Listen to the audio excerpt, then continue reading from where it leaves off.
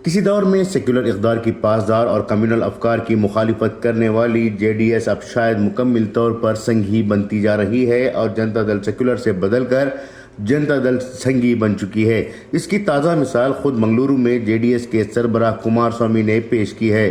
कट्टर हिंदुत्ववादी और मुसलमानों के पक्के दुश्मनों में शुमार होने वाले कल्लड़ का प्रभाकर भट्ट की शान में उन्होंने क़सीदे गाते हुए कहा कि कल्लड़ का प्रभाकर भट्ट के ताल्लुक़ से मुझे गुमराह किया गया था। अब मैंने उनसे मिलकर ये बात जान ली है कि कल्लड़ का प्रभाकर बहुत ही अच्छे इंसान है। कल्लड़ का प्रभाकर की क़ियादत में चलाई जाने वाली श्री राम विद्या केंद्र में मेहमान ख़ुसूसी के तौर पर शिरकत करते हुए उन्होंने कल्लड़ का प्रभाकर से माफ़ी भी मांगी और कहा कि मुझे आपके ताल्लुक़ से गुमराह किया गया था, लेकिन अब आपके ताल्लुक़ से जो गलतफहमियाँ थी वो दूर हो चुकी हैं। वाज़ेह हो कि बीजेपी के साथ आने वाले पार्लिमानी इंतखाबात के लिए इश्तराक कायम करते हुए JDS के सरबराह आए दिन मुस्लिम मुखालिफ बयानात भी देते आए हैं और उन्होंने खुले तौर पर वाज़ेह किया है कि यहाँ के मुसलमानों से कोई उम्मीद नहीं रखते, ना ही उन्हीं मुसलमानों से कोई मदद की ज़रूरत है।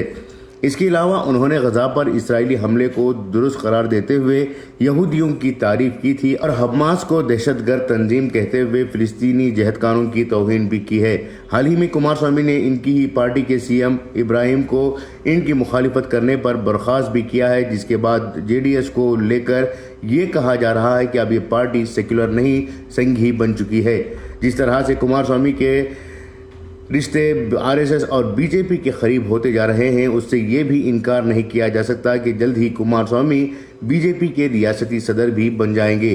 हर दिन वो BJP और RSS के करीब होते जा रहे हैं और RSS की भी तारीफ के पुल बांध रहे हैं। ब्यूरो रिपोर्ट, इनकलाब न्यूज़, बेंगलुरु। ಪ್ರತಿಯೊಂದು ಹಳ್ಳಿಗಳಲ್ಲಿ ನಾಡಿನಲ್ಲಿ ಈ ಒಂದು ಸಂಸ್ಕೃತಿಯ ಅವಶ್ಯಕತೆ ಇದೆ ಅಂತಕ್ಕಂಥದ್ದು ನನ್ನ ಅಭಿಪ್ರಾಯ. ಒಂದು ಕಡೆ ಜ್ಞಾನದ ಒಂದು ವಿಕಾಸ, ಮೆರವಣಿಗೆಯಲ್ಲಿ ನಾವು ಪ್ರತಿದಿನ ಸಂಜೆ ರಾಮನ ಭಜನೆಯನ್ನು ಮಾಡ್ತಕ್ಕಂಥ ದಿನಗಳೇನಿತ್ತು ಅದನ್ನು ಇವತ್ತು ನನಗೆ ಜ್ಞಾಪಿಸಿದ್ದೀರಿ ನೀವು ಅಂತಕ್ಕಂಥದ್ದು ಈ ಸಂದರ್ಭದಲ್ಲಿ ನಾನು ಇವತ್ತು ಅತ್ಯಂತ ಸಂತೋಷದಲ್ಲಿ ಹೇಳಲಿಕ್ಕೆ ಬಯಸ್ತೇನೆ. ಒಂದು, ಇಲ್ಲಿ ನಡೆದಿರ್ತಕ್ಕಂಥ ತಂದೆ ತಾಯಂದರು ಮತ್ತು ಎಲ್ಲ ನಮ್ಮ ಮಕ್ಕಳಲ್ಲಿ ಮನವಿ ಮಾಡ್ತಕ್ಕಂಥದ್ದು ನಡವಳಿಕೆಯನ್ನು ಕಲಿಸ್ತಕ್ಕಂಥದ್ರಲ್ಲಿ ಬಹುಶಃ ಸರ್ಕಾರಗಳಿಗೆ ಕಣ್ಣು ತೆರೆಸ್ತಕ್ಕಂಥ ನಿಟ್ಟಿನ ಇವತ್ತು ಶಿಕ್ಷಣದ ಸಂಸ್ಥೆಯನ್ನು ನೀವು ನಡೆಸ್ತಾ ಇದ್ದೀರಿ. ಇವತ್ತು ನನಗೆ ಒಂದು ಸ್ಫೂರ್ತಿ ಏನು ಅಂದರೆ, ಬಹುಶಃ ನಿಮ್ಮೆಲ್ಲರ ಗುರುಗಳ ನಮ್ಮ ಹಿರಿಯರ ಆಶೀರ್ವಾದದಲ್ಲಿ ಇವತ್ತೇನು ನಾನು ಹಿಂದೆ ಕೆಲವು ಬೇಕಾದ್ರೆ ಇವತ್ತು ಬಂದಿದ್ದೇನೆ ಸಭೆಗೆ, ಭಾಳ ಪ್ರೀತಿಯಿಂದ ಬಂದಿದ್ದೇನೆ ಕಾರ್ಯಕ್ರಮಕ್ಕೆ. ಭಾಳ ಜನಕ್ಕೆ ಇರ್ಬೋದು ಇವತ್ತೇನಪ್ಪ ಕುಮಾರಸ್ವಾಮಿ ಅವರು ಹಿಂದೆ ಒಂದು ರೀತಿ ಮಾತನಾಡ್ತಾ ಇದ್ರು, ಇವತ್ತು ಪ್ರಭಾಕರ್ ಭಟ್ರವರ ಕಾರ್ಯಕ್ರಮದಲ್ಲಿ ಭಾಗವಹಿಸಿ ಅವ್ರಿಗೇನು ಬದಲಾವಣೆ ಮಾಡ್ಕೊಂಡಿದ್ದಾರೆ ಅಂತ. ಆ ಬದಲಾವಣೆಯನ್ನು ಕಂಡಿದ್ದೇನೆ ಇಲ್ಲ ನಾನು.